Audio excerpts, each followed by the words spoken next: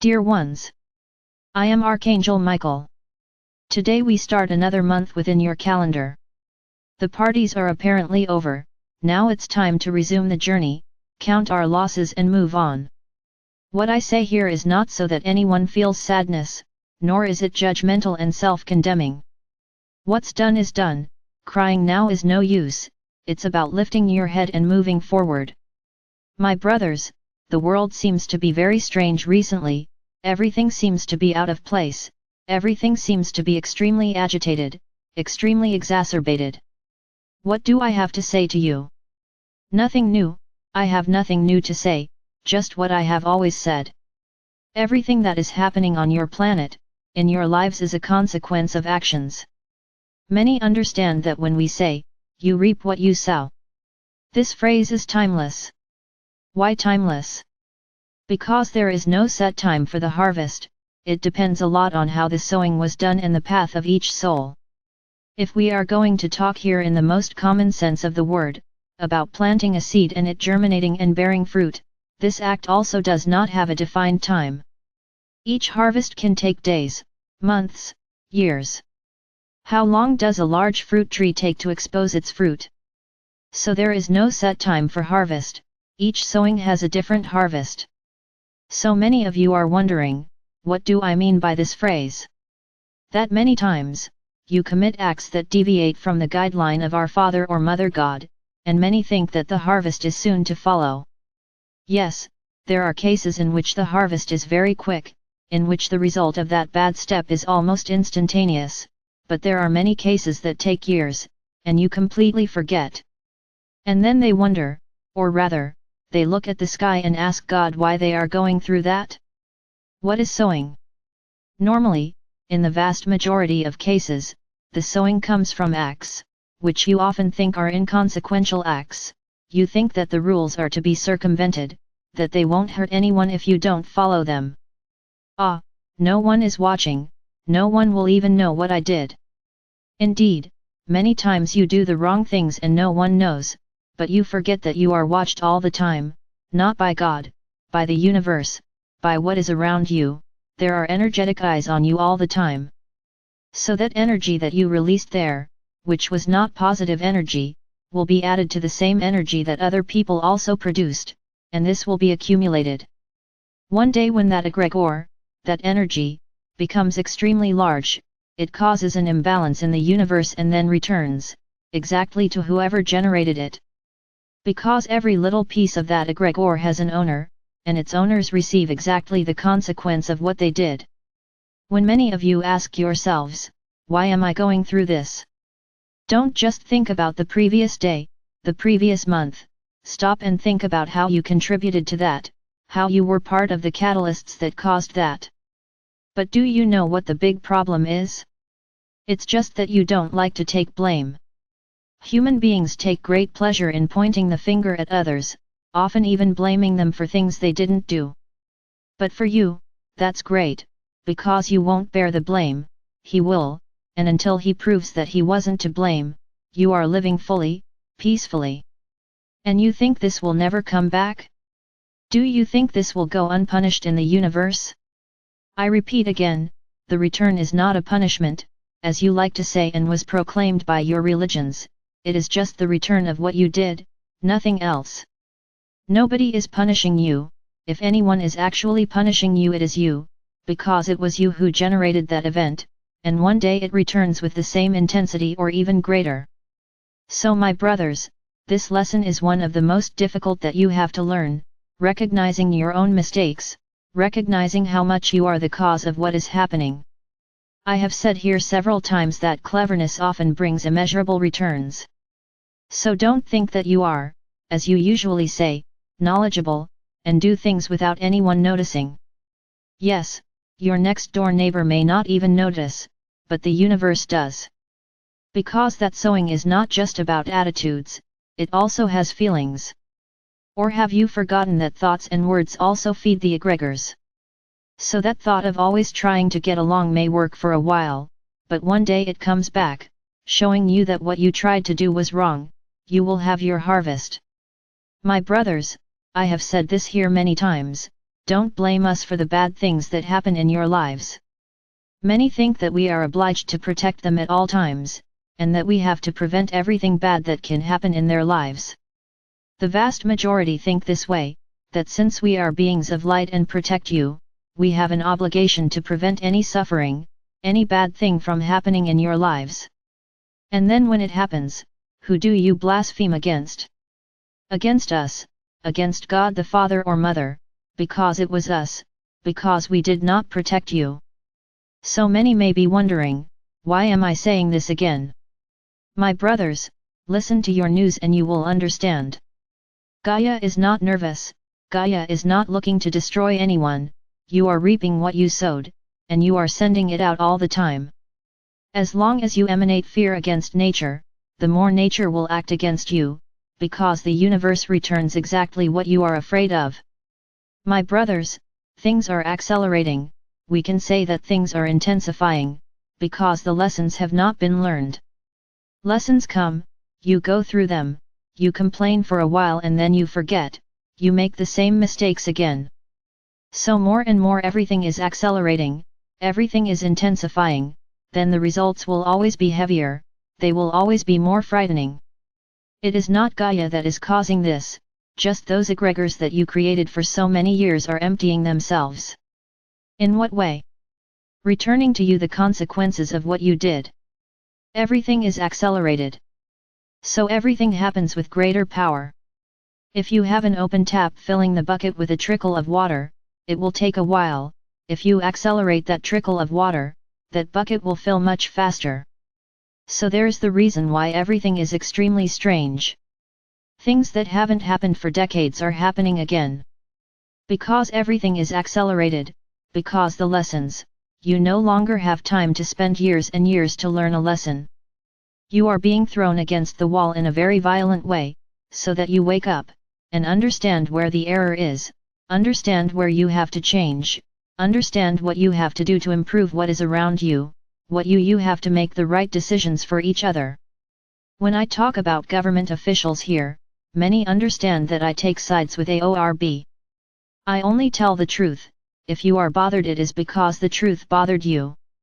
And then, as I said here a while ago, you forget that I'm the one speaking, you think it's the plumber who is putting forward her political ideas. Because what was said bothered you deep down in your heart. And then you have to react, and at that point you forget that it's me, she accuses, of course. Are you going to fight me? Of course not. Are you going to question me? Of course not. So you throw your anger at your inability to choose a good ruler at her. I have said this here and I will repeat it as many times as necessary. You don't know how to choose your rulers. You do not know. All over the planet, you don't know how to choose your rulers. You only think about yourself, about what is good for you, not about the whole. So if they promise something that's good for you, that's perfect, you vote for them. So many things that you are receiving back are the result of your bad choices, the result of poorly thought out choices that you made from your rulers. I want someone to point out to me that I'm wrong in what I'm saying. Of course, many will say, that I am, that I continue to be a politician. No, I am not a politician. You forget that I see the truth a little higher, because I know what is going on in the hearts of each one of you. So a lot of things are the result of individualism, of you thinking only about yourself, about having one good thing for yourself, the rest doesn't matter, everyone who thinks of themselves. Well, so as long as you think this way, there is the result you are seeing. Each one receives the lesson they have to receive, in the intensity they have to receive. I've said it before, everyone is in the right place at the right time, no one is in the wrong place at the wrong time. You made choices, bear the consequences. Don't keep blaming Gaia, because Gaia is doing this. No, Gaia is not doing anything. Gaia is internally preparing for the big moment. She's just letting things happen, the lessons come back to each of you, just that. She's not doing anything. So you continue to emanate fear of what could happen, and it actually happens. Many of you still don't believe in this maxim, even those who read the letters of Christ still insist on not understanding it. Because in the letters Sananda is very clear, Sananda is very explicit when he talks about the law of action and reaction. But you continue to think that this is all nonsense, that it's always someone else's fault, and that it's always the fault of above. It doesn't matter who it's from above. Then you turn to above and ask, why am I going through this? Interesting, very interesting, this way you see things, you are never to blame for anything, it's always the other person's fault. I'm going to ask a question here and I want you to answer honestly. Have any of you, at any point in your life, ever blamed anyone for something you did? I want you to ask yourselves this question, because whoever answers yes, I really don't know what you are doing on the surface of the planet. You should be holy, you should be in heaven, as you say. So I can say that at some point in your lives, you did something wrong and let someone else take over, or pointed out someone else as the culprit. All of you. Because it is in the nature of human beings not to admit that they are guilty, not to accept the guilt, the error, of what they did. Accepting that you made a mistake for many is shameful, but in the eyes of our Father or Mother God it is a blessing. Because when you own up to a mistake and admit that you made it, at that moment you have learned your lesson. And I'm sure, most of the time, you will now think twice before blaming someone. So do that internal reflection, how many times have you blamed the other for mistakes you made? It's easy to blame the other, it's easy to occupy the high, this one is guilty of everything, our Father or Mother God is guilty of everything, He is the one who punishes you, isn't that so? So He is to blame. Look what an interesting thing, what a good thing, blaming Alto. Will He come down to earth to say that He is not to blame? Of course. So you always blame Him. But everything you did was passed on to the universe, and the universe will eventually give it back. And then you will say that our Father or Mother God was the one to blame, who punished you. It's my brothers, unfortunately, I would like to only say good things here every day, but I need to teach you to become better human beings every day. Because it is in these little things that you evolve, that you are preparing. It's like I've been saying in relation to tasks, tasks are not daily, tasks are to be done whenever you remember, making them a habit. So accepting your mistakes, never blaming others, is a habit that you have to learn, whatever the consequence of what you did. You made a mistake, so you have to accept your mistakes. It's not about making mistakes and blaming someone else, because then you make mistakes twice, and then the bill comes higher. My brothers, being human is not easy, especially in the environment in which you live in the third dimension, where these feelings of cleverness, of superiority, are always around you. Because it taught you that those who admit mistakes are inferior, are stupid, and are often even attacked, everyone points fingers for what you did. Yes, you might get through it, but at least you will know for sure that you did the right thing, and that's a very good thing for you. Because this pain you feel, from the mockery, from the humiliation, will make you think several times before making a mistake again. Now those who pointed fingers at you, wait for the answer, because no one can point the finger at anyone. As you often say, you all have a glass roof, and glass so thin that a feather could break it. So how to point the finger at someone else? You are perfect? Don't you make mistakes? Maybe one day you won't be able to do exactly what he did? So don't judge, don't condemn, you are not a judge. So my brothers, I already said this a few days ago, be supportive but don't suffer the suffering of others. Everyone has their own path, everyone made their own choices. Play your role by helping, not suffering for them. Take care of your path, take care of your walk. Because you could be releasing the same things into the universe that the one you are suffering for released. So take something from his example for your life, analyze what is happening to him, if you also do not do the same thing, instead of suffering for it. I've already said it and I'll say it again, be supportive, help those in need. But do not suffer for them.